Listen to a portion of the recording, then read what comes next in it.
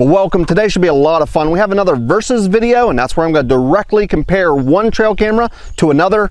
Directly behind me here, I have the HuntingFarmer's Trail Camera Proving Grounds. We're going to put these cameras to the test, and today we have two Blaze trail cameras. They're both new for 2020, or at least revised versions for 2020. They're both advertised as 16 megapixel, but they do have some different features. We'll get into exactly what those differences are, but more importantly, we're going to be putting them to the test in this little course that I set up. We're going to be testing the trigger speed, the video quality. We'll do an audio test, and we'll also do some night filming to see how well they perform at night. So let's get into the versus. So as I mentioned, these are both Blaze video trail cameras, and when I got them, they were both advertised as 16 megapixel. This is the model A252 and this is the SL122. When I did get them and started playing with the menus and looking at the different options, this trail camera does have a 20 megapixel option in the menu setting for photo quality. They both have 1080p video capabilities. As you can see, the accessories that they come with are nearly identical. They both come with a tree strap and a USB cable along with the corresponding user's manual. So in that aspect, they're very similar. If you look at the cases and the size of these trail cameras, they're almost identical. Actually, you might say they're the same case on either one. They each have a 1/4-20 mount on the bottom of the trail camera for mounting it to a tripod or to a wall mount of sorts. And they also both have external power ports, 6 volt on the bottom of the trail cameras. Now you can see they have different colorations or camo patterns.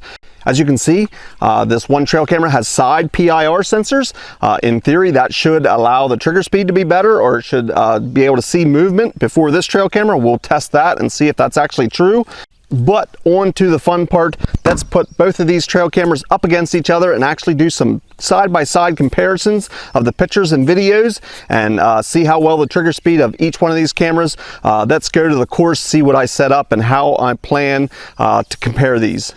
So here we go. I have the same brand new batteries in each one of these trail cameras. They take 8 AA batteries. They both also take a full-size SD card. I have the same make and model SD cards in each one, same batteries. I came up with this extremely high-tech mounting device where it's gonna allow me to mount both trail cameras, one on top of another. As you can see back here, I have cones set up, and those cones are set up at 15, 30 and 60 feet away.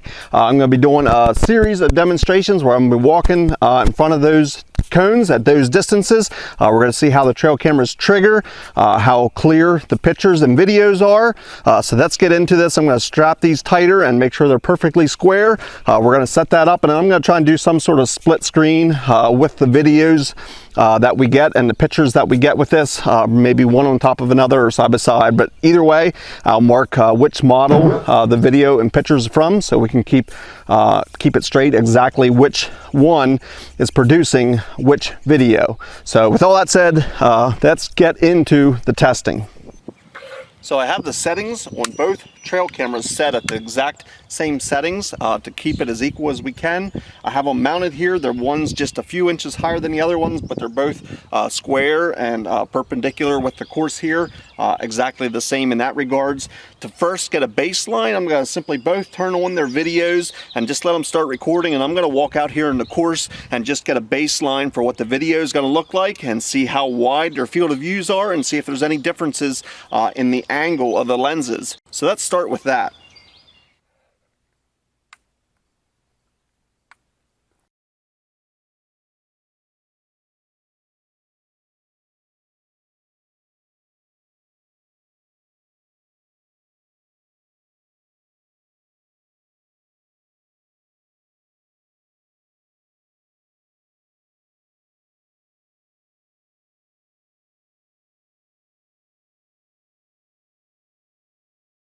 So that was sample footage just on video mode on the highest quality setting from each trail camera. And I just walked around here some just to get a sense of what the field of view and what the quality did look like. I can tell already I'm going to be getting my exercise today. Next we're going to set up, test the trigger speed. I'm going to set them up on photo mode. I'm going to set them up to each take 3 photos per trip. And then I'm going to walk by the 15-foot cone Next, I'll walk at the 30-foot cone and then out the 60-foot cone.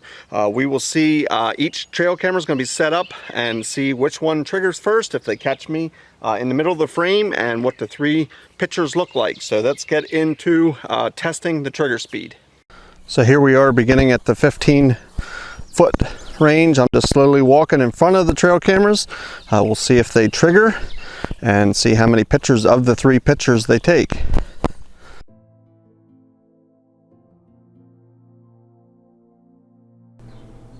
Something to take note of each of these pictures is where I am at in relationship to the cone for each of the 3 pictures from each of the 2 models of cameras.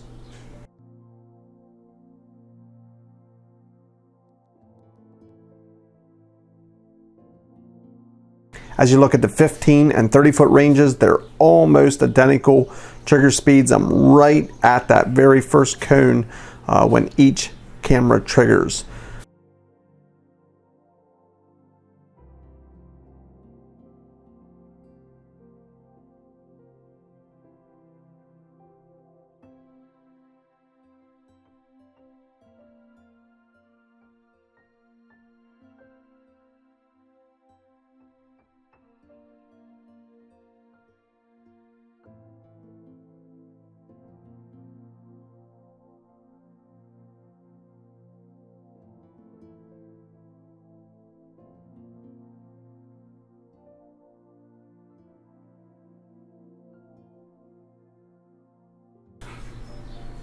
Here at the 60-foot range though, the SL122 was the only one that triggered. It took 3 pictures. I was well past the cones until it took them, but the A252 never took any pictures at that distance.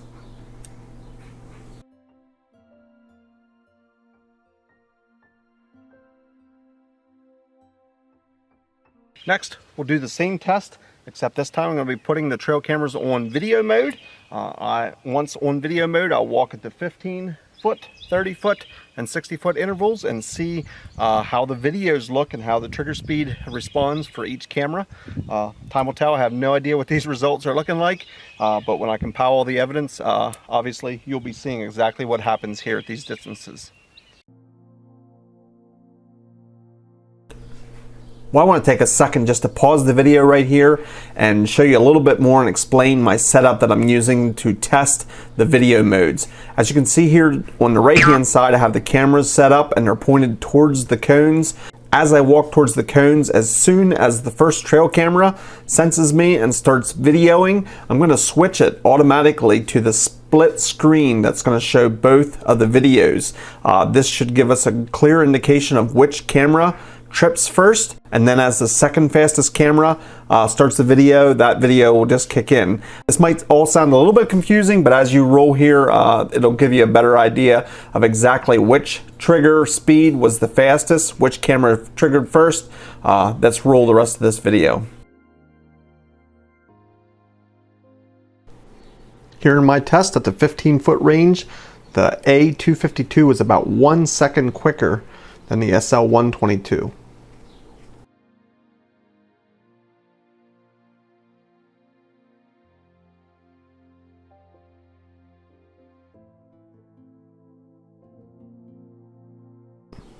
At the 30-foot range, again, the A252 beat out the SL122 by about 1 second.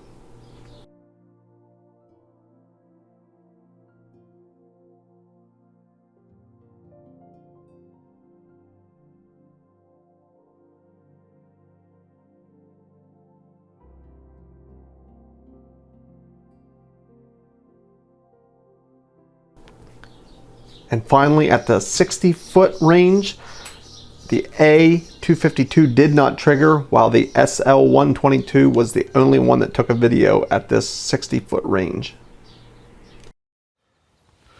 So my next test will be at night. I want to test the IR bulbs on each of these trail cameras. I'm going to let this exact same course set up, these cameras in the exact same position, but I won't be able to do the night test at the exact same time because we can't have both IRs on at the exact same time or it'll blow out the picture and you won't be able to tell which one performs better at night. So I'm going to come back out here after dark and we're going to do each one of these trail cameras individually and see how well the IR lights up the course here at 15, 30, and 60 feet. We're going to do that at night, and then I'll compile all this information and I'll give you my final thoughts on the different features and what my observations were when putting the two Blaze trail cameras in direct competition with each other.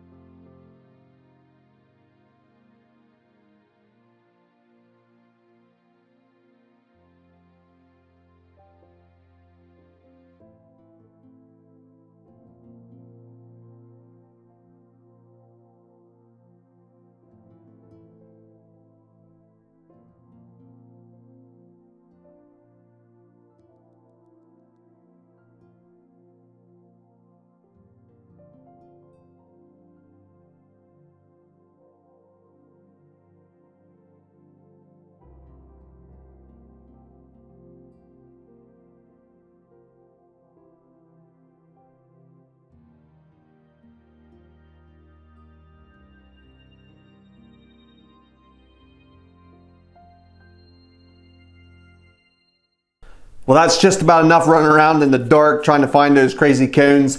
Let's get to my final thoughts and observations on comparing these two trail cameras. Well, it is time for my final thoughts and observations on the testing that I have done. I tried to be as fair as possible and mount these cameras as closely to one another as I could and at the exact same angle in the same conditions. But obviously my results aren't scientific, but hopefully they give you a good gauge on how these two cameras performed. I will say there were some surprises. The SL122 with the two side sensors I would have thought would trigger a lot faster than the A252. But as you saw in my testing there, actually this 252 triggered first, especially in the daytime videos. The pictures in the daytime were almost identical. They basically all triggered at the same time, right as I got to that first cone. Now with that said, at the furthest distance, this 252 model trail camera did not trigger at all. This one did pick me up. So there, while this triggered first, in the video mode, they were almost equal in the picture mode. At 60-foot distance, the 252 did not trigger at all. But now at nighttime, the SL122 triggered first. I would say it would have beat out the A252. So all in all, when you average all those performances together, the trigger speed, daytime, nighttime, the videos, I would say is a very, very close call. Like I said, the one camera obviously won in some of the departments, the other one won in other scenarios, so it is almost a wash. They are very, very equal in that. Next, I want to focus on picture quality. Picture quality and video quality were both very good. Daytime, I thought were excellent. Just to my own personal eye, this SL122, the videos looked a little warmer. Maybe a colder look, maybe a tad bit bluish colored in the videos on the 252. So I would probably say the color balance wise and picture quality wise, they were both very good quality picture, but the color balance is probably a little bit better on the SL122. But now when we talk about the pictures, I'm not sure if you noticed, but the formats are different on these two trail cameras. The A252 has the 16.9 aspect ratio. That means it's a widescreen picture. The stills take up the whole screen, whereas the 4:3 aspect ratio on the SL122, you get those black bars on the edges when it's in the format that I presented it to you.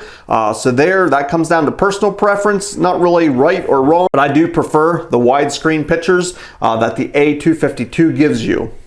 Moving on to the lens angles, the A252 here has a wider angle lens. It's 105 degrees, and that allows your field of view to be a little bit wider. If you look in the pictures and the videos, you can see just a little bit more on the edges. You get to see further out from this trail camera than the footage on that one. And if you look back and compare them one on top of another or side by side, you get a few more feet field of view, which could be important if you have it set up looking out into a field, or just to get a wider picture of the animals going through the frame if you're using this as a trail camera. So the wider angle lens, I would say, gets a win on the 252. Some other differences that I have discovered between these two are some of the settings. This 252 allows video mode, allows you to set your videos up to 5 minutes long. Now obviously at nighttime you would never want to have it a 5-minute long video. It would just kill your battery probably on the very first night. But it does give you that option if you're running a lot during the daytime and want a really long video, maybe for security purposes. This camera gives you the option up to a 5-minute, your choice, I think from 5 seconds up to 5 minutes. This trail camera is limited to a 30-second video. That is the longest video you're able to take with this trail camera. So that you'd have to weigh those options. I definitely prefer a longer video. At least gives me that option if I want to take advantage of that. This trail camera is capped at 30-second videos. Another thing I wanted to point out that I would consider probably a negative towards both trail cameras is neither one of these trail cameras have audio with their video. If you set these trail cameras on video mode, there is no microphone and you pick up no audio whatsoever. It is simply a video file with no audio attached to it. I really like that extra aspect when the trail cameras include audio. You get to hear the ambient sounds, or if an animal makes some sort of sound, if you're using it for security and you want to hear what's going on. Neither one of these trail cameras have any audio whatsoever. So there we go. That's going to wrap up my versus on the Blaze video trail cameras. I threw a lot of information out there and I showed you a lot of sample photos and videos. Hopefully if you're in the market for a trail camera and you can't decide which one would be best for you, this gives you a great idea on how each one's going to perform. A lot of the things I pointed out weren't necessarily right or wrong. It comes down to personal preference and what you want your trail camera to do. So hopefully you found this video useful. Check out the description below if you want to see links to each one of these trail cameras. If you have questions or comments, please put them down in the comments section. I'll do my best to answer them. I really appreciate you watching. We will see you in the next video.